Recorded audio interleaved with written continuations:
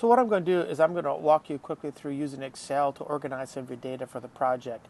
This data is not the same data as your project, but it serves well as a demonstration.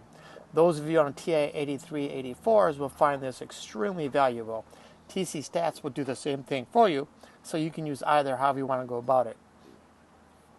So this data consists of gender. We asked a bunch of students at Taft College their gender, their ideology, conservative, liberal, middle of the road, and whether or not they thought that Hillary Clinton was lying about her emails.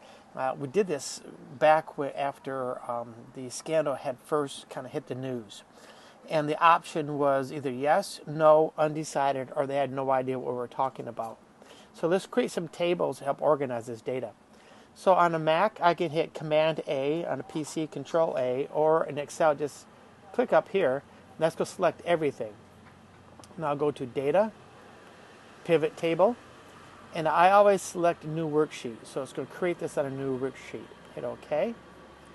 And then I'm going to go ahead and just zoom just a little bit so you can see a little bit better. Now, this pivot table requester, what I'm going to do is I'm going to grab gender and put it on the rows, and emails and put it on the columns, and then pick one of them, doesn't really matter which, and put it under accounts or under the values. And when you click on this, make sure that it is reporting the counts.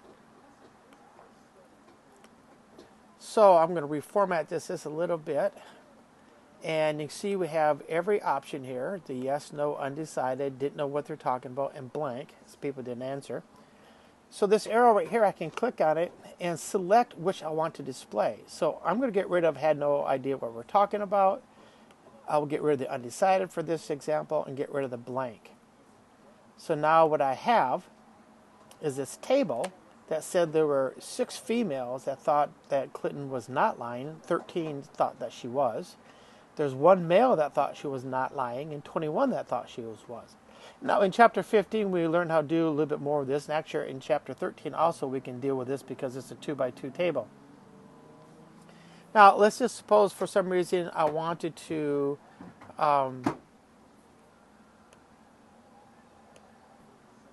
do summaries of just one variable. Well, I can look at this. I can see in terms of male and female there were 19 and there were 22. In terms of yeses and nos, there's a total of 34 yeses and a total of 7 nos. Now let's go back to the data, and I'm going to create a quick pivot table again on a new sheet, and then I will zoom in a little bit so it's easier to see. Now suppose I just want a breakdown of ideology. If I pull ideology over to the column labels, and again to the values, I can see that count is selected. Now what I can see is how many conservatives were in the sample, how many liberals, how many said they were middle of the road, and again the blanks. If I don't want that, I'll just get rid of the blanks. And I had a grand total of 75 in this survey that answered in terms of their ideology. So that could also be useful in terms of trying to determine proportions and other things that we learned in chapter 13.